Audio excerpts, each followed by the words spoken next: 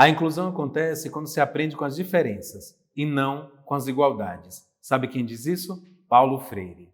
Dia bom, tarde boa, noite boa. Eu sou Léo Dias e esse é o Escutas e Partilhas da Fundação do Teatro Municipal de São Paulo, somando potência e difundindo conhecimentos.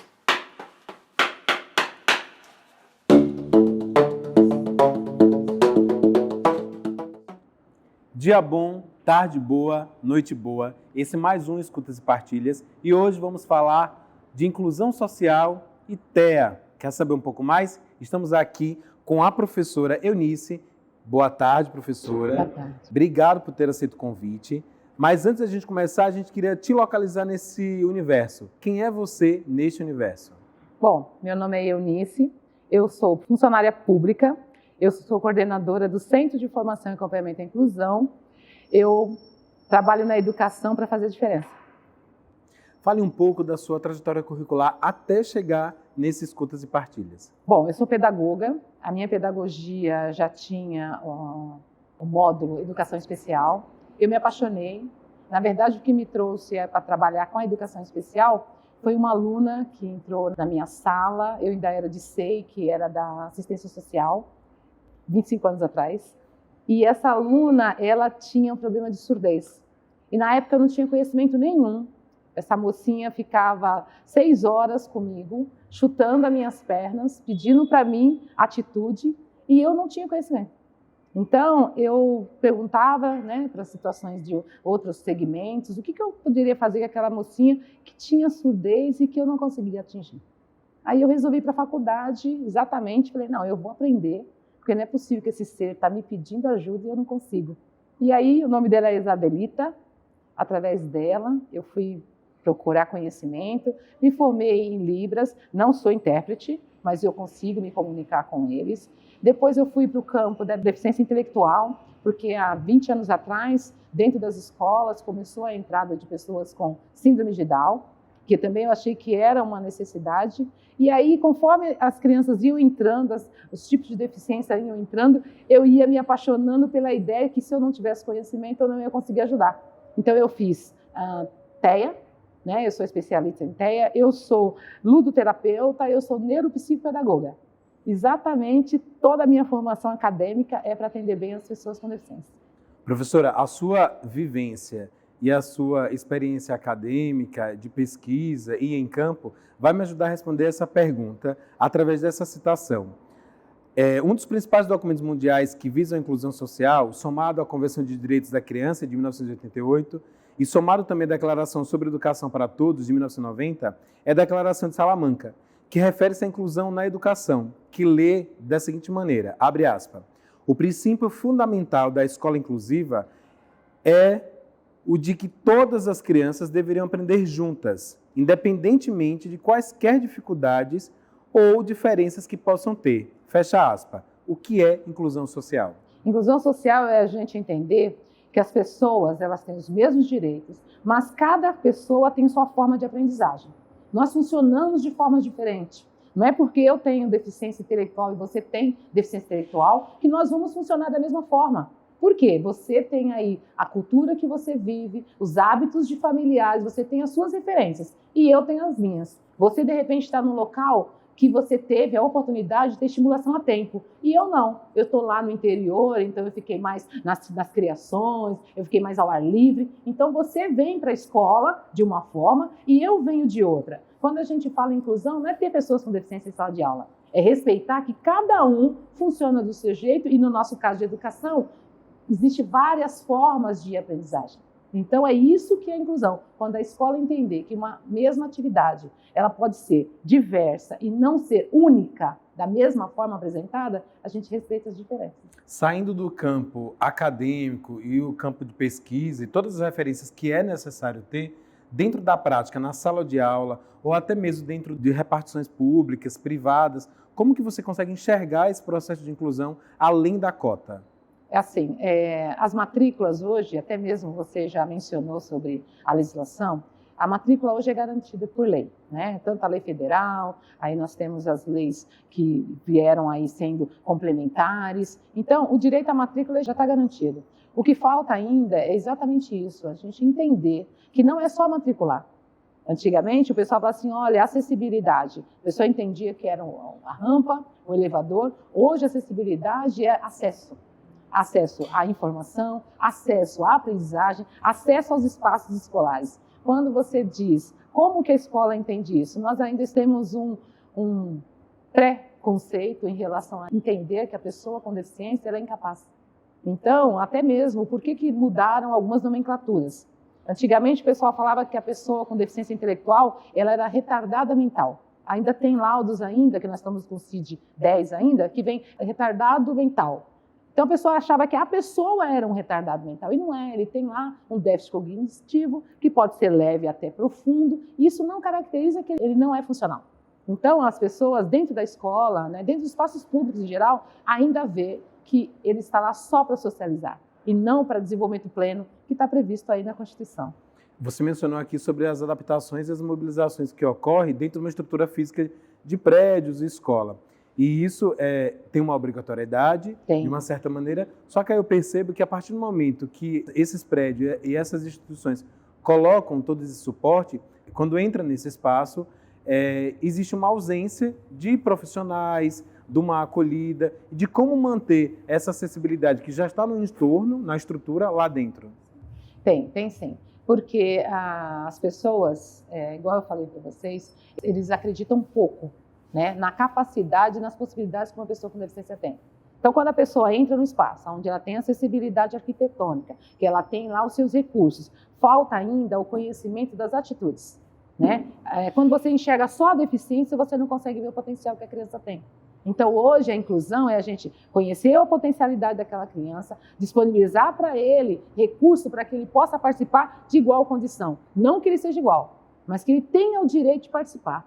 Nós passamos anos batalhando pela entrada dele dentro da escola. Hoje, nós batalhamos para que ele possa participar. Quando a gente fala igual condição, se ele precisa de um recurso, ele deve ter o recurso, porque isso está na legislação também. A acessibilidade, ela está também, a acessibilidade, a tecnologia assistiva, ela está dentro da legislação como direito. Mas você teve uma fala bem interessante. Falta conhecimento e também falta atitudes inclusivas, né? Porque como as famílias, às vezes, ela coloca a criança na escola, ela também não tem aquela perspectiva de que, opa, ele vai aprender. Muitas famílias também vêm para nós com a ideia que ele está lá para socializar.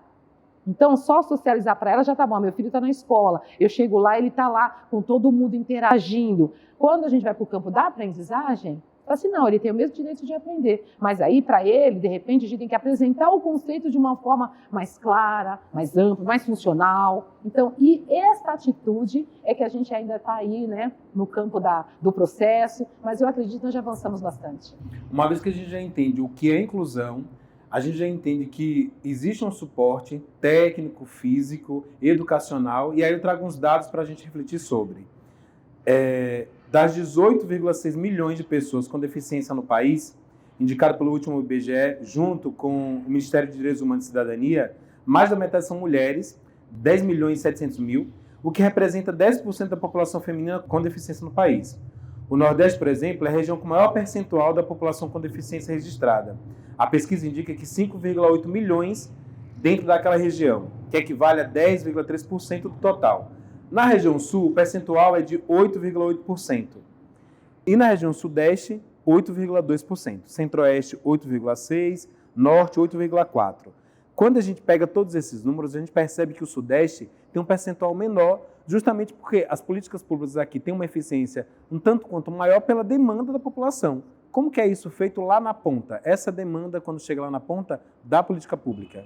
Então, dentro da legislação e dentro das nossas atitudes aí para atendimento amplo, nós temos que fazer articulações entre as secretarias. Então, eu tenho mania de dizer que a saúde, ela atende as pessoas por partes. Nós temos lá o ortopedista, nós temos o neuro, então são por partes. Dentro da escola não, dentro da escola é o corpinho inteiro. Então, às vezes, quando chega uma informação para nós que está difícil a interpretação, até mesmo para que a gente compreenda como ele funciona, é super importante sentar com as outras secretarias, com as outras áreas, para que aconteça o estudo de caso, para que a gente decida o que cabe cada segmento fazer, para que essa criança desenvolva de forma plena mesmo. Né? Existe uma concepção de que a escola está lá só para leitura e escrita. Não é só para isso. A escola está lá para desenvolvimento pleno. Então, quando você senta com seus pares, a gente qualifica essa política pública, a gente qualifica as ações das pessoas envolvidas. O médico, ele está lá para fazer a prescrição da medicação, fazer o acompanhamento desta área. A parte pedagógica somos nós. Existe uma fala muito forte dentro das escolas, olha, a criança não tomou o remédio. Aí eu falo, tudo bem, professora, mas ele está aqui, nós vamos dar aula para ele da mesma forma. Porque nós não podemos interferir na medicação. Nós podemos aí sim contribuir para os relatórios, para chegar nesse médico e mostrar como que é o comportamento dele frente aí à proposta medicamentosa que ele está. Mas o que a gente não pode é achar que o remédio dá aula. Então, nós temos situações do laudo, né? A pessoa está em lá um diferencial, o desenvolvimento dele está aquém, a turma. Então, geralmente, a professora, a anteninha dela já fica em pé. E ela começa, nossa, você não acha que ele tem algum problema? Porque nós temos também aqueles laudos sociais, né? A pessoa demonstrou um diferencial, opa, ela tem alguma coisa. Geralmente é da forma negativa.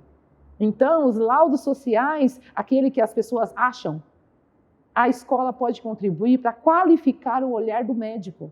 Porque hoje as mães, quando vão até a área médica, elas falam assim, seu filho teve febre? Não. Seu filho está com diarreia, seu filho... Não, então ele está bem. Agora, quando vai um relatório pedagógico dizendo que ele tem dificuldade de participação na hora aí de estar na educação física, porque ele tem um comprometimento de marcha, isso nós não estamos dizendo que ele tem deficiência, mas nós estamos abrindo um pouquinho o leque para que o especialista, né, para que o clínico geral encaminhe ele para de fato passar para o especialista. Então, essa ligação, dessa articulação entre as partes, ela é super importante. As famílias, dificilmente elas vão olhar para você e vai falar assim, meu filho tem alguma coisa.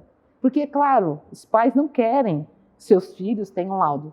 Qual é o pai que quer um filho com laudo de deficiência? Então, tudo que acontece com o filho dele, ele acha assim, isso vai passar, isso é manha, isso pode ser qualquer coisa, menos deficiência. O laudo, infelizmente, ele, para as famílias, ele é uma situação negativa, porque o laudo ainda vem como deficiência ou incapaz. Então, as famílias, quanto mais ela puder prorrogar para que isso não aconteça, é melhor. A situação da escola é o contrário, né? Nós ainda temos muitas pessoas que acreditam que o laudo vai mudar alguma coisa dentro da sala de aula. Eu já tinha conversado com você. O laudo ele não dá aula, ele é um instrumento para que a gente tenha mais informação de como a criança funciona. E aí, eu como professora, eu tenho que melhorar a minha proposta pedagógica. Então, eu tenho que ver o que eu posso fazer para melhorar esse conceito que eu estou trabalhando, para que essa criança não fique fora da minha proposta. Isso eu chamo de inclusão. Ninguém fica fora. A partir do momento dessa sua observância, a resposta me dá o direito de te perguntar que quando a gente questiona a necessidade do laudo, e aí vamos entrar exatamente dentro do transtorno de espectro de autismo, é poder entender que existe uma questão cultural da família reconhecer aquela criança com o seu diferencial e que é necessário buscar uma equipe de ajuda. Sim. E é aí onde a gente consegue encontrar alguns problemas por conta de uma demanda que tem aumentado muito. Sim. E como conseguir esse laudo dentro de uma equipe multidisciplinar. Sim. E aí a pergunta é basicamente entender o contexto dessa equipe, a importância dos familiares buscar essa equipe, seja dentro de espaços públicos ou de espaços privados, sim, mas a importância de poder colocar essa criança dentro de um acolhimento técnico. Sim, sim. E assim, não pela importância de desqualificar a criança ou qualificar a criança como deficiente, mas quanto antes chegar a essa estimulação a tempo, menor vai ser o prejuízo dele perante a participação na vida social. A criança com TEA, que a gente sabe que existe a tríade, que é a comunicação, é o comportamento restrito ou repetitivo e também as interações, são situações que quanto mais ele for estimulado, menor vai ser o prejuízo dele frente aí à realidade social. O TEA ainda, né, nós estamos num momento bem interessante, que hoje o que a gente mais ouve falar, não só dentro da escola, mas de forma geral, é que os meninos estão com TEA.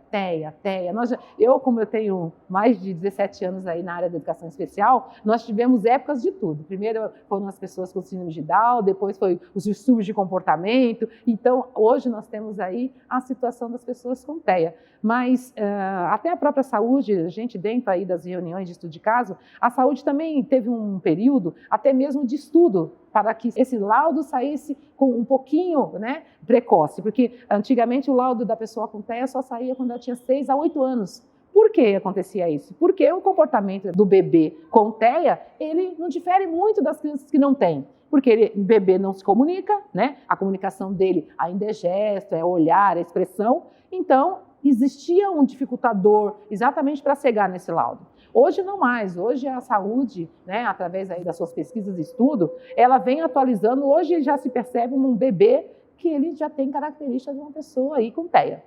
Então, mas eu quero deixar claro que o importante para as famílias de buscar esse atendimento, volto a dizer, não é pelo laudo, é para que a gente possa atender ele a tempo.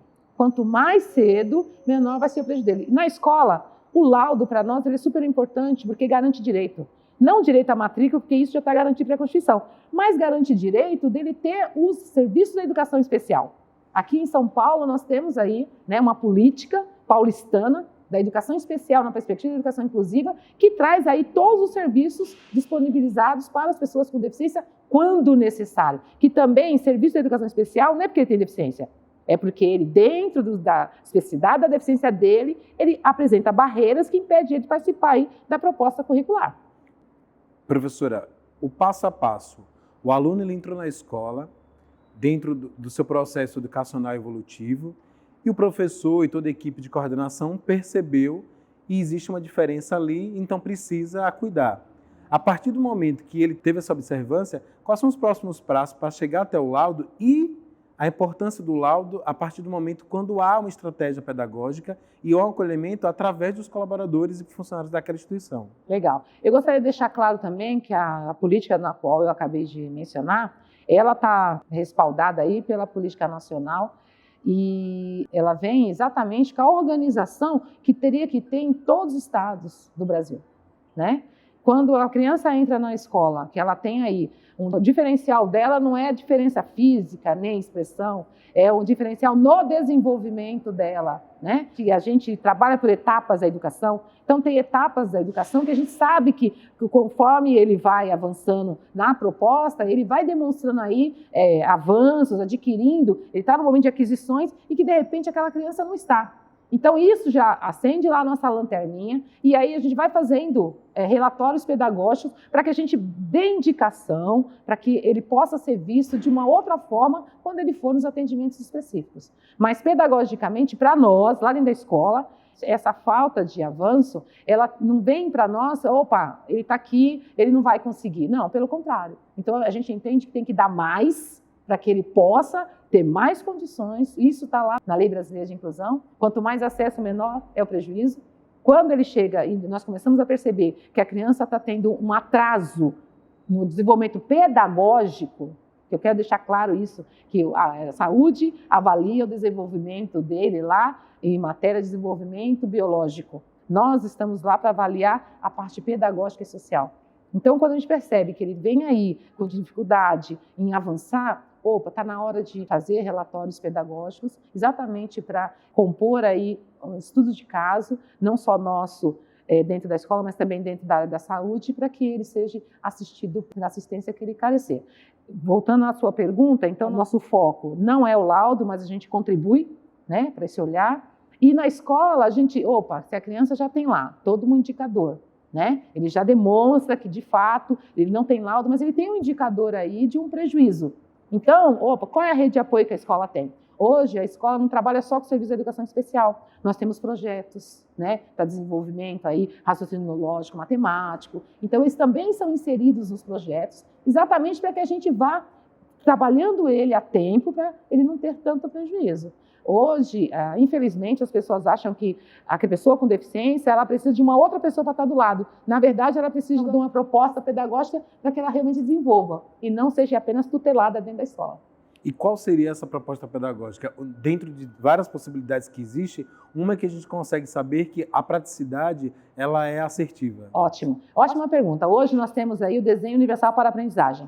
O Desenho Universal para a Aprendizagem, ele traz para nós, é um instrumento que traz que você tem que trabalhar o conceito de diversas formas de apresentação, para que as formas de aprendizagem possam ser absorvidas. Então, nós temos aí uma proposta de um conceito que ele pode ser trabalhado de forma estruturada, né? Você vai lá, coloca um texto, você pode colocar esse mesmo texto como pesquisa, você pode colocar esse texto como construção aí de materiais que sejam da vivência do aluno. Quando a gente fala hoje de uma proposta que chegue a fazer a diferença na vida da criança, ela tem que se enxergar como pertencente àquela proposta. Né? Nós, assim, com a idade que eu tenho, eu sou da época do decorar.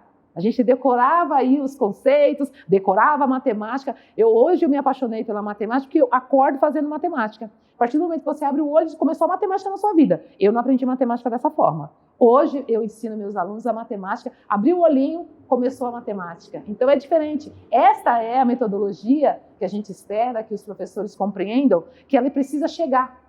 Né? É claro que a gente ainda tem muitas pessoas que trabalham de forma tradicional, que ainda acreditam na quantidade de cópias, né? na mesma forma de avaliação, a mesma atividade para 30 pessoas que pensam diferente, agem diferente, entendem diferente. Então, enquanto a gente continuar trabalhando com essa proposta única, onde eu escrevo e você tem que dar aquela devolutiva que já está programada, você está excluindo algumas formas de aprendizagem que não consegue se enxergar parte dessa proposta. Esse eu acredito que é a nossa deficiência. A nossa deficiência pedagógica hoje é nossa. Né? Eu até sempre comento, a criança vem com a deficiência dela, né? Da especificidade dela, e ela bate na barreira da deficiência nossa de saber trabalhar aí, respeitando as diferenças. É isso que está pegando bastante dentro da realidade da educação.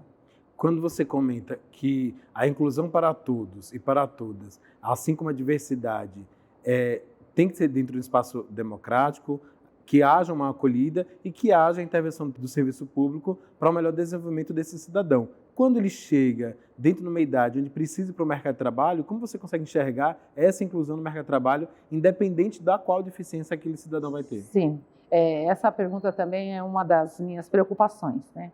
Eu sempre enxergo um aluno não no dia de hoje. Quando eu olho para uma criança, eu fico imaginando daqui 20 anos como que eu quero encontrar ela, aonde que eu quero encontrar ela. Então, eu acredito que nós somos o alicerce. A educação é o alicerce da vida dessa pessoa. Então, o que a gente percebe hoje é que a maioria das pessoas adultas, elas têm dificuldade de encontrar um bom emprego e saber também qual é a habilidade que eu tenho. Né? Porque na minha época, a gente tinha que ter um emprego, não interessava a nossa habilidade. Hoje não, hoje você trabalha no que você gosta. Né? Hoje você tem que, pelo menos, se identificar com o que você está fazendo. A parte financeira é muito importante, porém, o prazer em estar, ele hoje tem muito mais valor do que na minha época. Na minha época, a gente nem sabia que a gente podia trabalhar no que gostava, a gente tinha que trabalhar. Não interessava no quê, mas nós tínhamos aí que suprir uma necessidade social, que era crescer, trabalhar, ter alguma coisa, ser alguém, era a última. Sim. Era o último dos pontos. Hoje não, hoje primeiro você tem que ser alguém. Então, hoje, dentro da perspectiva aí, da própria legislação, eu enxergo a parte profissional dessas pessoas com deficiência respeitando o que está previsto na própria legislação nacional. Quando a criança, ela acredita-se que ela já cumpriu, dentro do sistema educacional, a parte que cabe lá, que até o 9º ano, que é obrigatório, dentro da legislação ela tem direito a ir para o IMT, Iniciação ao Mundo do Trabalho. Aonde que acontece essa iniciação ao mundo do trabalho? Dentro dos espaços públicos, dentro das instituições que dão cursos profissionalizantes. Hoje, pelo menos, eu falo do meu pedacinho de chão, lá onde eu nasci, que é São Miguel Paulista. Nós temos lá os CMTCs, que são Centros Municipais de Treino e Capacitação. Então, o nosso menino, quando sai do 9º ano, a gente consegue, com uma parceria legal, né, colocar eles lá para fazer. Lá tem vários tipos de curso, então eles olham as aptidões que as crianças têm. Né? A gente sabe ainda que muitos eles chegam dentro dos cursos de capacitação sem estarem alfabetizados, mas aí é interessante que a gente possa encaminhar isso para a parte prática também, porque a alfabetização não é só leitura e escrita, e aí a gente consegue essa parceria para que eles tenham formação. Então, hoje, a gente percebe o empreendedorismo, a gente consegue fazer esses encaminhamentos. As famílias, elas ainda estão muito presas à lei, né? Que diz aí que eles têm direito ao salário mínimo, que é um LOAS, que infelizmente não é para todas as pessoas com deficiência, depende muito da per capita, da família. Nós temos crianças com potencial que não estão trabalhando porque a família prefere o LOAS. Porque é mais fácil ter um salário garantido do que ter a situação de ficar pingando e ficar preocupada aí com o desemprego. Olha que interessante. A própria política, ela também faz com que a família não tenha interesse no trabalho dessa pessoa. Mas não é uma questão cultural, a partir do momento que eu também não consigo educar a família dentro dessa ação democrática de inclusão, percebendo que todos os valores que vão chegar, ela se ausentando para trabalhar e levar uma renda para dentro de casa, isso só vai somar com o desenvolvimento desse cidadão? Você falou a parte legal, família, né? Quem é que dá formação para essa família? Né? Eu percebo, né, com o tempo que eu tenho na educação, as famílias, após o laudo, elas passam também, se a gente não tomar cuidado, a ser famílias com deficiência. porque elas também ficam engessadas emocionalmente, psicologicamente, elas também se sentem, entre aspas, o porquê que meu filho é assim, o porquê que a concepção veio dessa forma. Então, dependendo da situação, eles vão para a parte religiosa, a parte, né, de saúde, da saúde pública, o que eu fiz, o que eu deixei de fazer. Existe a necessidade de dar oportunidade de diálogos com essas famílias, né, para mostrar para ela que, independente do laudo que essa criança tem, ele é um cidadão, ele é uma pessoa, ele pode ser o que ele quiser ser, né? Depende das oportunidades. Eu acho que falta oportunidade para essa família também ser orientada, ser formada. Eu, geralmente, quando eu atendo família, eu sou muito apaixonada por família, porque eu sei o tanto que ela sofre em matéria de ter aí esse laudo que, para muitos, é a morte. A mãe fica em situação de luto emocional e a gente conversa bastante com elas. E a gente pergunta, aquela pergunta bem mágica: o que a senhora quer que seu filho seja quando ele crescer? A maioria delas fala: eu quero que ele seja vivo. Quer dizer, ela ainda não está no campo ainda da produtividade, né, do sonho. Então, eu até falo para elas: quem não sonha não realiza. Então, dentro da escola, a gente tem que sonhar para poder realizar. Você tem que sonhar em ser alguma coisa. Aí eu começo a mexer com isso também. Lá onde eu trabalho, a gente tem essa oportunidade de conversar com os pais, ter essas reuniões, dialogar, né? Sempre respeitando muito a cultura e o entendimento que cada um tem, porque eu respeito muito. Mas eu acredito que quanto mais informação, menor vai ser o prejuízo para essa pessoa. Falta informação. Sim, e olha que hoje, de acordo com os acessos que a gente tem à tecnologia, informação não nos vai faltar. Claro que depende tudo de uma pesquisa, de uma fonte, mas a informação está na palma da mão hoje em dia. Sim. Né? Então, sabe o que acontece? A informação, quando a pessoa procura, eu vejo as mães chegam para mim assim, com a legislação na mão, mas ela vem dentro da interpretação dela. Eu entendi que só o conhecimento não basta, tem que esclarecer sobre esse direito, tem que interpretar esse direito, porque senão a gente incorre em atendimento equivocado. Porque o que é bom para você, de repente não é bom para mim.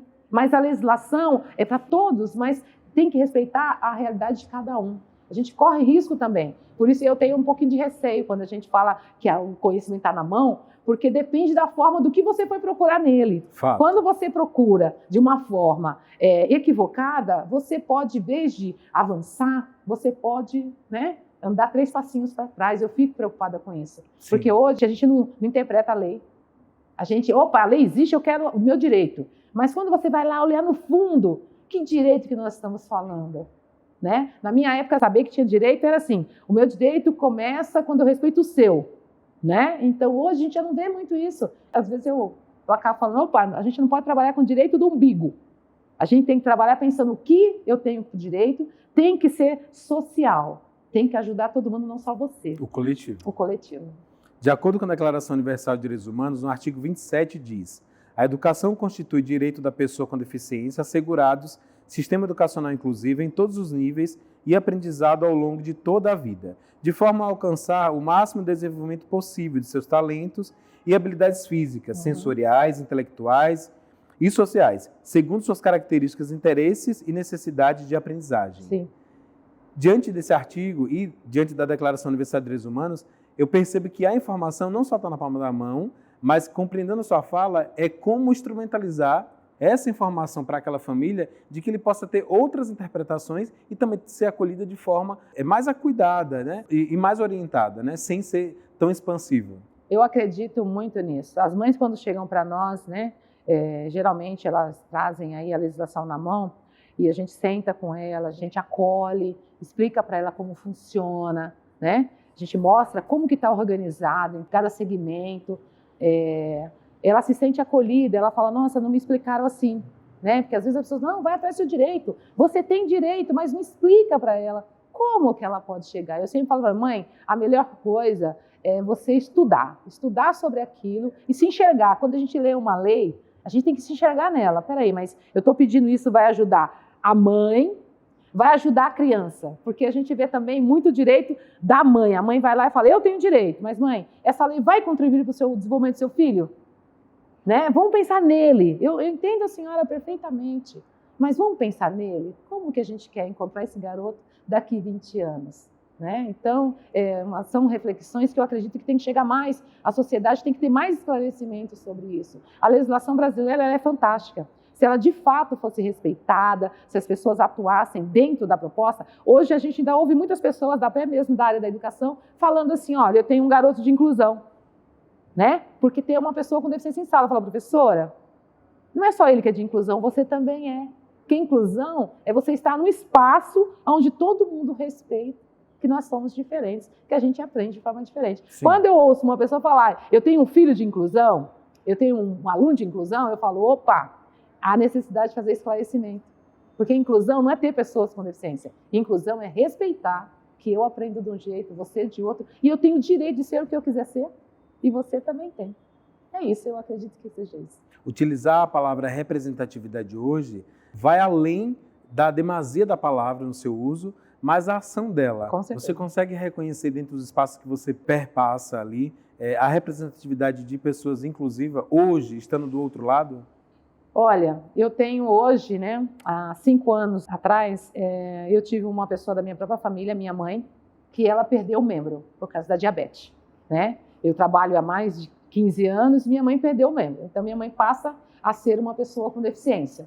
E aí, é muito interessante, porque quando você vai para os espaços, sabendo aí de como tem que ser, você tem um olhar mais, né, mais crítico, mais social, né, mais de gratidão pelas pessoas entenderem e humanizar. Hoje, quando eu saio com a minha mãe, eu consigo vivenciar os dois lados da moeda. Aquele lugar onde as pessoas acham que não tem como ela entrar, porque não tem acessibilidade, que as pessoas não sabem conversar com ela da forma como se ela continua sendo funcional, ela só perdeu uma perna, ela continua sendo a mesma pessoa, mas ao mesmo tempo a gente tem uma sociedade humana. Até às vezes eu brinco com a minha mãe, eu falo, mãe, eu adoro sair com a senhora, porque a gente chega nos lugares, a gente é muito bem atendido. As pessoas, quando elas já entenderam que a gente tem que respeitar, porque hoje sou eu, amanhã é você, as pessoas tratam muito bem. Eu não posso falar que a minha mãe, assim, se eu tivesse que colocar numa porcentagem, 80% das pessoas já entenderam que a gente tem que respeitar as diferenças. Eu acredito nisso. Sim. Eu vejo isso. Eu vejo isso. Eu acredito, assim, a escola, eu sempre falo isso, existe uma política muito forte que a inclusão tem que acontecer só dentro da escola. A inclusão não tem que acontecer só dentro da escola. Ela tem que acontecer em todos os lugares, desde casa até em qualquer espaço que a pessoa estiver. Eu gostaria de ser respeitada como eu sou, em todos os lugares, não só dentro da minha casa, não só no meu serviço, não só dentro da escola. Aonde você for, você tinha que ser muito bem recebido e acolhido. Eu acredito nisso. Hoje parece que a lei está inclusão só ali dentro da escola, ou só na área da saúde, porque a saúde não tem pessoas, né, habilitadas, especialistas para fazer esse laudo. Aí pega o laudo, vai para a escola, porque a escola não atende, mas a sociedade inteira tem que entender o que é inclusão. Porque aí cada um se sente pertencente a essa inclusão e, ao mesmo tempo, o que eu tenho que fazer para pertencer e também para atuar como uma pessoa que respeita as diferenças. Eu acho que falta muito isso. Eu acho que isso aí, assim, às vezes as pessoas perguntam assim, nossa, por que você é da área da educação especial? Eu, desde quando eu entrei na educação, me apaixonei por pessoas. Eu gosto de gente. E dentro da minha área, eu quero mudar as pessoas. Eu quero mudar as pessoas para que elas respeitem que todo mundo pode ser o que quiser ser. Então, eu gosto do que eu faço e eu tenho certeza que quando a pessoa tem paixão por o que ela faz a diferença. E não é fácil. Fazer respeitar a diferença não é fácil. Porque nem todo mundo te vê como um ser aí que realmente acredita que é possível. Muitas pessoas vêm impor, né, os seus direitos, mas nem sempre o nosso direito ele começa quando a gente quer tirar os dos outros ou quer diferenciar pelo ter o direito. Eu também tenho essa dificuldade. Quando uma pessoa vem para cima de mim porque ela quer o direito que ela tem e ela está tirando o direito dos outros, eu também me incomodo com isso. Eu falo, não, calma, vamos respirar, porque um direito não pode passar por cima de outras pessoas. Então, isso também é muito complexo, né? Sim. Professora, estamos chegando ao final, tudo que é bom dura é pena. essencial, mas eu gostaria que você desse um recadinho para todos aqueles e todas que estão nos assistindo, dentro da perspectiva de que inclusão é para todos e para todas, mas aquele que precisa ser incluído, qual é o olhar que você direciona para eles no sentido de esperançar, saber que não termina por aqui? Eu vou dizer para todos vocês que você pode. Todo mundo pode. Você pode ser o que você quiser. E aí eu vou fechar minha fala com a minha frase de efeito profissional. Nas escolas nós não matriculamos deficientes, nós matriculamos pessoas. As diferenças vêm junto. Eu quero agradecer a oportunidade e que as pessoas respeitem as pessoas pelo que elas são. É isso. Exatamente. Para finalizar, uma palavra que representou todo esse momento aqui. Uma palavra. Oportunidade. Oportunidade de dizer para o mundo que é possível. Somado à oportunidade, eu digo que gente que gosta de gente, cruza a gente que ri, gente que chora, gente que atravessa a gente, é para incluir e respirar possibilidades. Esse foi mais um Escutas e Partilhas. Axé.